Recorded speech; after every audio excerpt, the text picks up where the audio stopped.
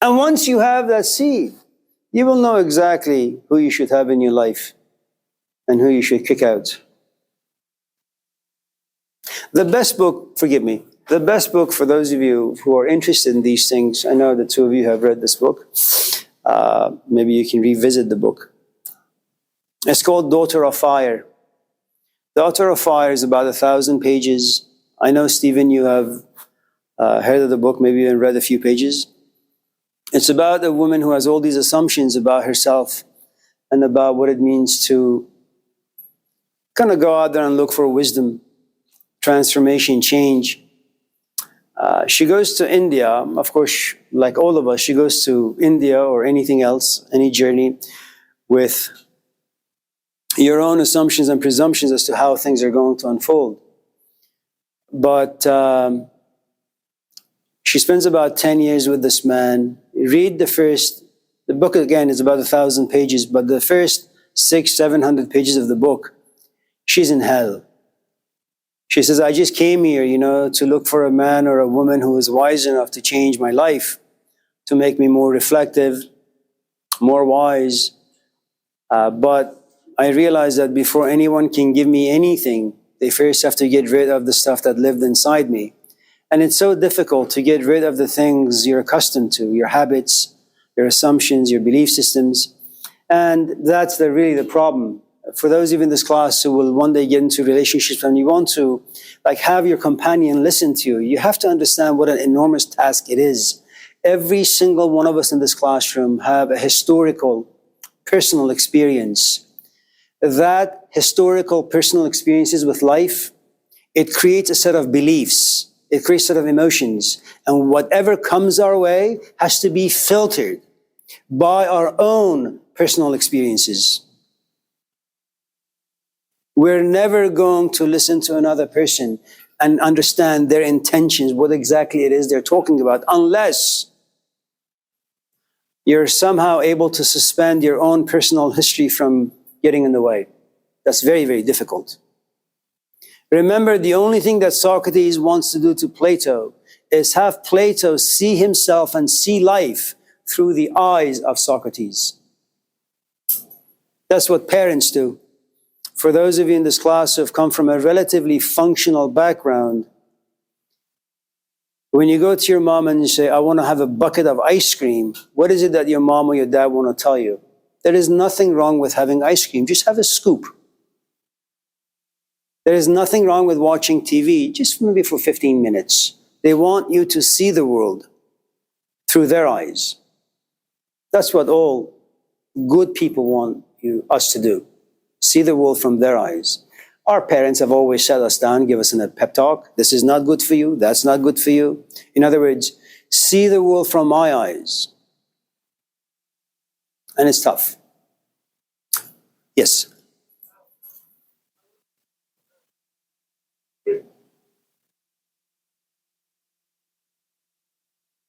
Right.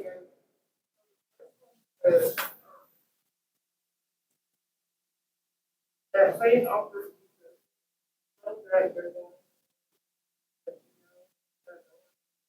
all you can say on that. Yeah. The second one you say is heart.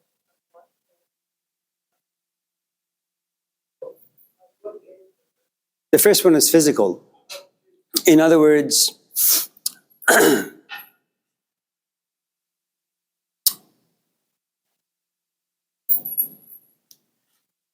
I'm not quite sure the reason that you have come to this class. Let me just be arrogant enough and bold enough to just throw some things out. And they're going to be inaccurate. It's just a hypothetical. Let's just say you come here for a grade. You want to do really well on your essays so you can pass the class with an A or a B or a C. You certainly don't want to fail. And when you ask your questions, I feel that these are really, really good questions. But it's something that, we have it's a second step. Nazar bar qadam. Nazar means being aware, being watchful. Qadam is where you're stepping into, your intentions. The question is good, but what's the intention behind the question? Is it because you want to understand? Is it because you're looking for wisdom? Is it because you want a grade? Nazar bar qadam. What's the intention?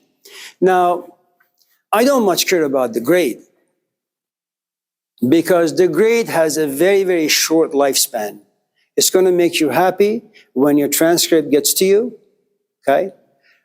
It's just a crummy, laney, 3-unit class. You're going to get this, but the bigger fish awaits you, which is, are you going to go to San Francisco? Are you going to go to Berkeley, Yale, Stanford? And these people don't care what your disabilities are. They don't care what your life situation is. Instructors don't have time to sit and babysit you. They're going to give you a series of questions, books to read, things to do. You don't do them, you fail. It's not a pity party, okay? Imagine that I keep feeling that though these are great questions, your questions mainly revolve around grade. So you know what I do? I do the first temptation. You ask me a question, say, okay, how can I transform Bethany's intentions? So I put my hand in my pocket and I take out a donut. I know you're hungry, Bethany. So I look at Sonia and say, Sonia, you want a donut? He says, yeah. And then your hand goes up. I want a donut. I'm hungry. I haven't eaten. Why are you giving him a donut? He's white. Why don't you give it to me? I'm black. Are you racist? So you're connected to all these areas. Then you know what I do? I say, Bethany, look at me very, very closely. I take this donut up here. I go, and all of a sudden a box of donut appears. A dozen. Not only do you get one, you get 5. What's going to happen to your intention to ask the question for a grade? Hello? You're not listening? What's going to happen to your intention?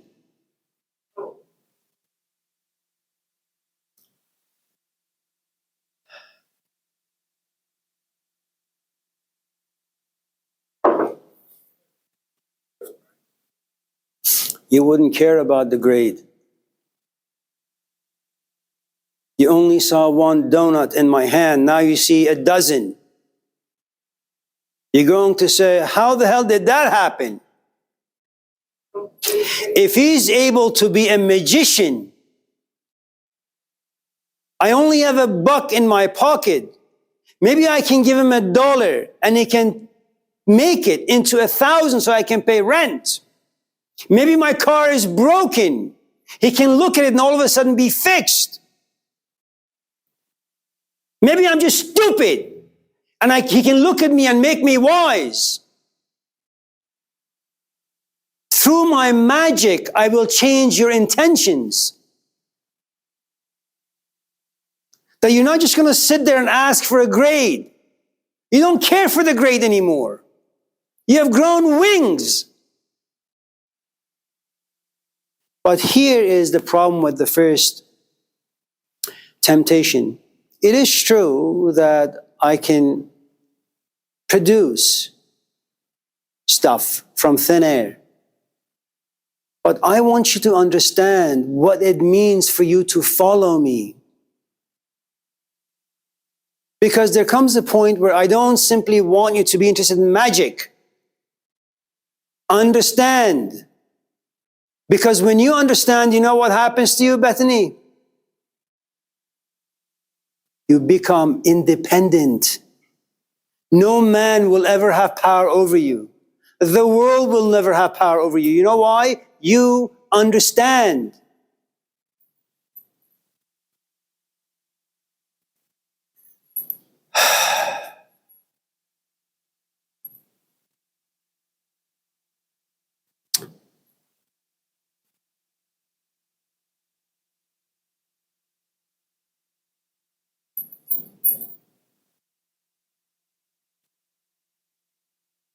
You know, when you go to YouTube, or whenever really,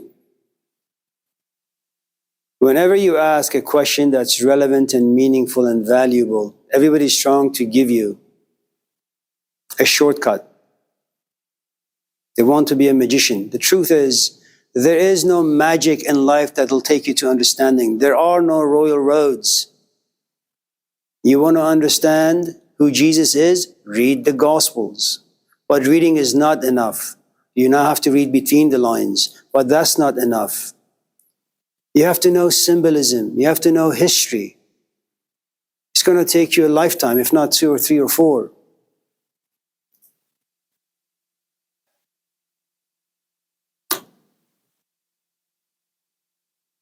The second temptation has to do with psychology. Imagine you come to class and you're just coughing. And you're coughing, and you're coughing, and you're coughing. I say, Bethany, do you mind if I just put my hand on your forehead? I first ask your permission because that's what 21st century requires. We say, sure. And I say, close your eyes, and you do. Breathe deeply, and you do. And I just tap your forehead very gently. And all of a sudden, you've seen the Amazing Spider-Man, the first one, with Tobey Maguire. He gets bitten by the spider. He wakes up in his room. He's got muscles now. He doesn't need his glasses. He can climb the walls. And all of a sudden, once I remove my hand from your forehead, you feel as if some things about you have changed. But you don't really care about the changes that have taken place inside. You say, Amir, my God, you did this for me. I am healed. Now you begin to follow me. And I keep trying to tell you, I have my magical powers because I have been touched by God. I can heal you because I've been touched by God. Instead of being glued to magical powers, to my healing powers, why don't you start having a relationship with God yourself? The kingdom of God lives inside you. But for you to get to that kingdom, let me remove the trash first. And the third temptation is the following. It's called political. All of us in this class struggle to pay rent. We have parents who struggled to make ends meet and they couldn't spend time with us. So now we are lonely, isolated, depressed, angry. Many of us don't have health care. We see homelessness in the streets. And what we really, really want are politicians to actually care for people. We want administrators in school to actually care for his students. That it's not just another corporation making money, forcing information down students' throats. So Satan goes to Jesus and says, listen, people are miserable. People are suffering because of the injustice of life. And politicians are not there to make people's lives better. Why don't you do this? Kiss my hand, kiss my feet, kiss my cheeks. I'll make you the king. Not just you ruling America, you can rule the entire planet. Give everyone health care. Give everyone food. Give everyone housing. And he says no.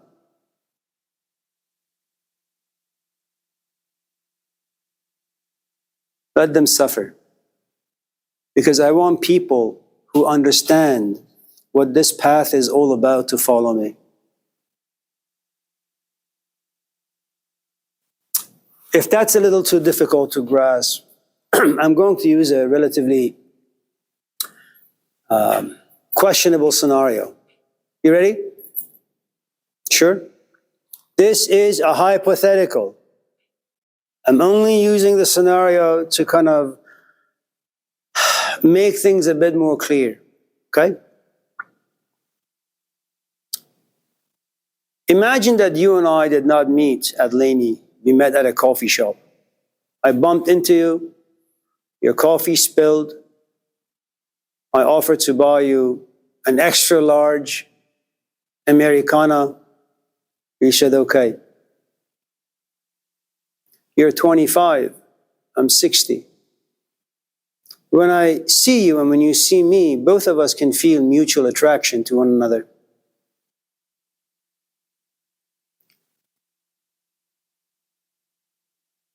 I know a few things that you don't. I know what time does to people. If you and I were to sit somewhere, have conversation day after day, you will like me.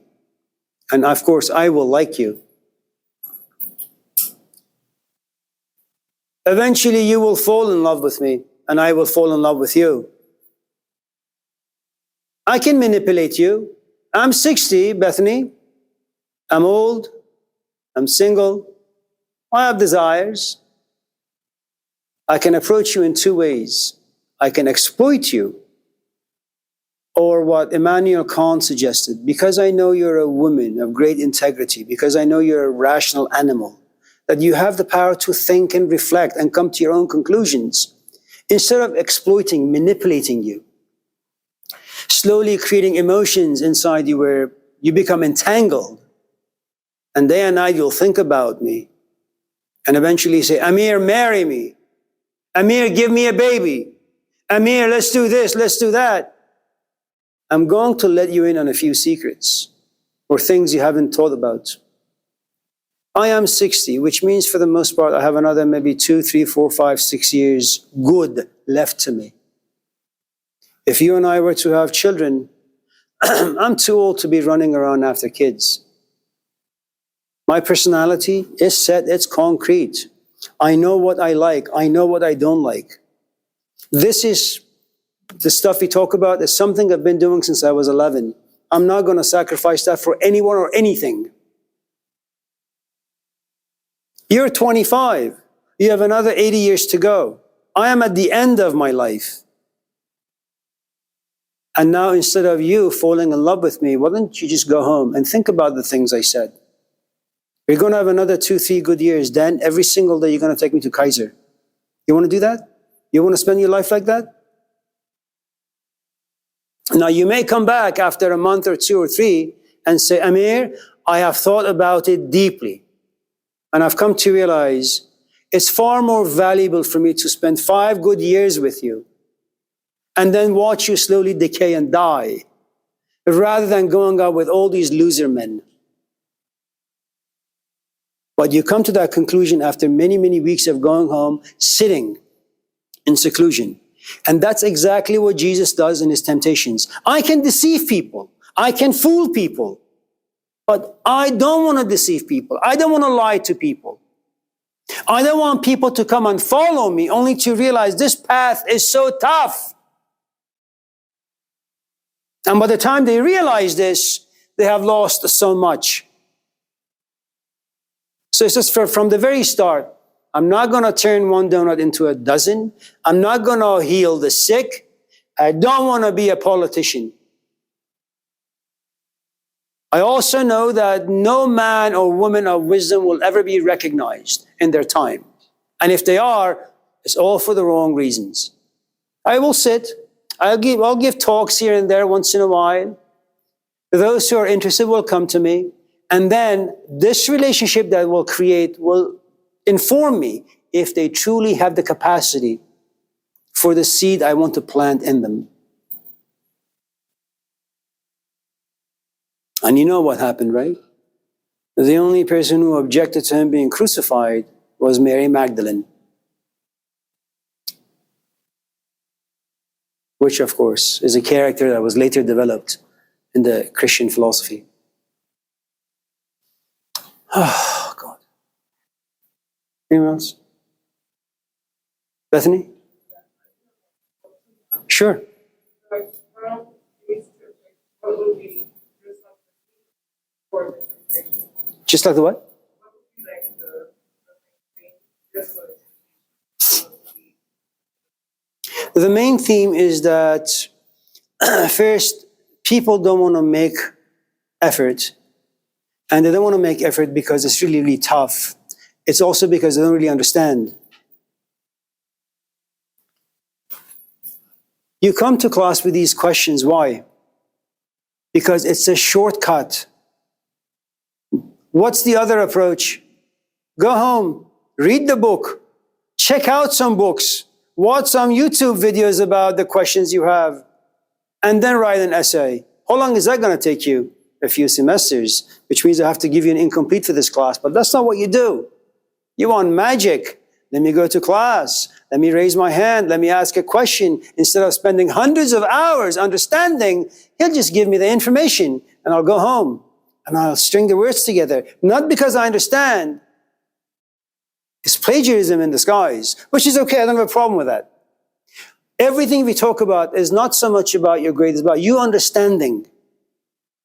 Okay, as long as you understand, I'll give you an A. You'll get the A, but you'll also have this thing called conscience. Yes, you'll look yourself in the mirror and you say, Bethany, you got an A in that class, but you didn't do any work. And as long as you have conscience, it means there is this part inside you still alive enough to know that you cheated, you plagiarized, and you got an A without making much effort. There are people who don't have a conscience. In other words, they look themselves in the mirror and they say, I did it, with no remorse and no repentance. You, on the other hand, Bethany, you have a conscience. There are still things in you that are good. You ever see the movie Split? Oh man, it's a beautiful movie. Near the end, this guy has killed all these girls, but there is this one girl, and he goes to kill her. He pays attention to her body, and she has been cutting herself, and cutting itself is an interesting phenomenon, that you've had so much pain in your life that every time you think about the pains, it just devours you. So you say, okay, how can I be distracted? Well, the only way you'll distract yourself is by cutting. One pain overcoming another pain. And before you know it, you just keep cutting, because every time you think about your father, it pains you too much. How do you distract yourself from the pain? You cut yourself. Now you have to tend to the wound. And then he looks at her and says, oh my God, your heart is pure. You still have the capacity to feel. And when you feel, your life turns upside down. You begin to reflect, you begin to observe. And anyone who's able to feel, reflect, and observe, they're still good. Next question. Of all the gospels.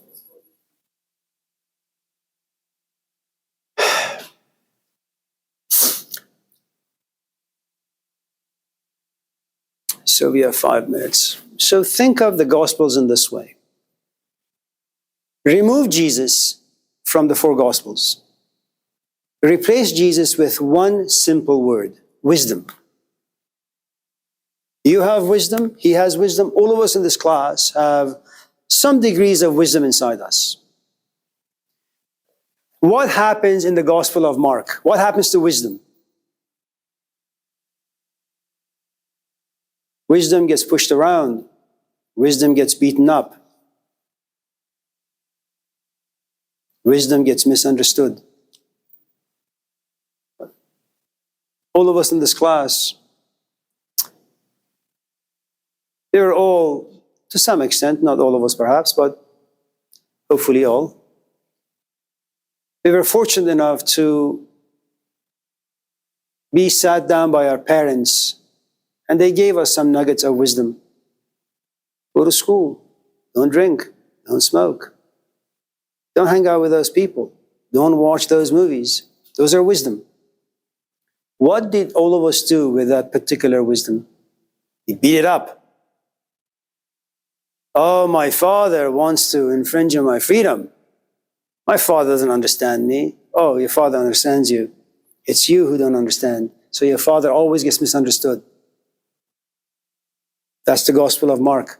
Wisdom always getting beaten up. And it doesn't have to come from the outside. Every single one of us in this classroom, we have this thing called conscience. There are certain things about you that you know are bad. But living with the pain of knowing that it's bad is too much. So what do? You look the other way.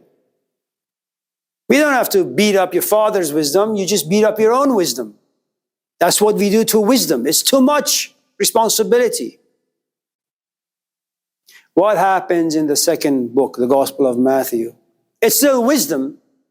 And what is it that you and I do when we have wisdom? Well, you don't give it to strangers. You give it to people, your friends, your parents, your companions, your children. How do they receive it? Not well. Wisdom is never welcome in his own town. What happened to Malcolm? Did he get shot by white people? What happened to Gandhi? Did he get shot by white people? What happened to Jesus? Was he crucified by the Buddhists or Muslims? Of course not. We all get beaten up by the people closest to us.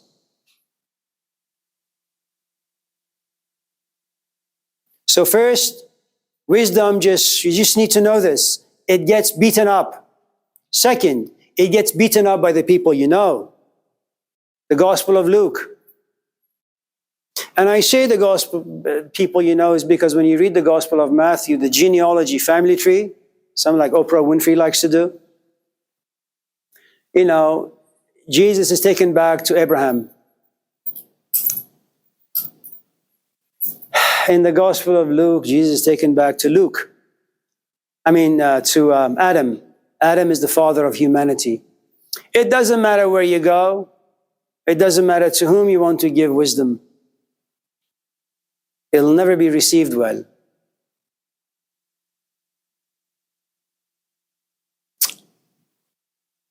Black, white, yellow, blue, Iran, India, America, England, it matters very little where you go. Wisdom is simply never received, period. In the Gospel of John, just keep your mouth shut. People are far too stupid to understand anything. Just make one donut into 5. Just heal the sick, raise the dead. Tell them the things you want to hear. I am Eckhart Tolle. I have wisdom. Come to me. I am Jordan Peterson. I have wisdom. Come to me. People like that. People like to worship other people. And in the end, what you realize in the Gospel of John is just that. People are far too incompetent, maybe they just don't have time or interest to understand what wisdom is, to take the path to wisdom. It's too much work. They just want to be dazzled, entertained, and that's what the Gospel of John is. Entertain people, that's the best you can do. And the Gospel of Judas, you have a man who's just completely disappointed. He just says, you know what? Screw it. You know when you walk away from a relationship, you don't walk away because you're hurt. And that's stupid. You walk away because you understand that